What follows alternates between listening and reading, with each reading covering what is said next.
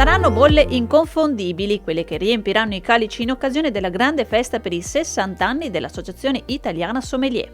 Al Museo di Santa Caterina di Treviso, l'AIS Veneto organizza un evento dedicato interamente a una categoria di vini sempre più riconosciuta e apprezzata per la sua autenticità, i vini fermentati in bottiglia.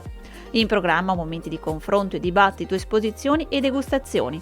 Della tipologia col fondo saranno più di 200 le etichette in mostra rappresentate da circa 70 aziende. Ci piace l'idea di portare il vino in un ambiente culturale perché vogliamo che il vino stesso sia cultura.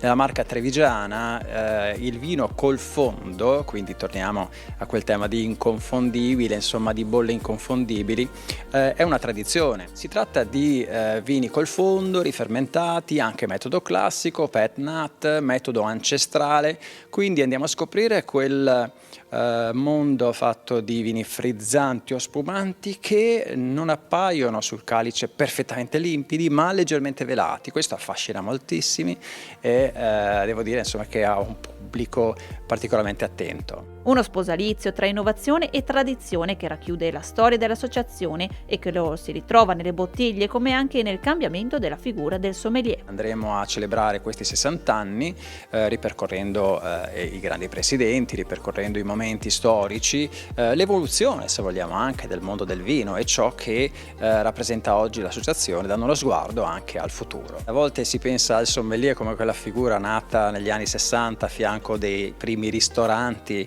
Il sommelier in realtà è sempre appartenuto con altri nomi alle grandi civiltà del vino. Ad oggi ovviamente lo troviamo sempre con maggiore dinamismo, non soltanto nei ristoranti e nell'hotellerie, ma con un grembiulone di cuoio, una sciabola alle spalle, nei wine bar e con una mescita a calice che decisamente diventa appetibile. E tanti sono i giovani attratti da questo mondo tra chi cerca lavoro e chi invece un arricchimento personale. I dati sono a nostro favore perché nell'attività formativa che vede 2 semestri all'anno AIS in piena attività, la statistica dice che siamo in aumento con i giovani al di sotto dei 35 anni che vanno a comprendere quel 30-40% delle nostre iscrizioni, quindi siamo particolarmente felici. Da un lato c'è chi cerca lavoro nel settore professionale, quindi ha bisogno di strumenti di conoscenza, di cultura, di capacità di lettura del vino. Dall'altra parte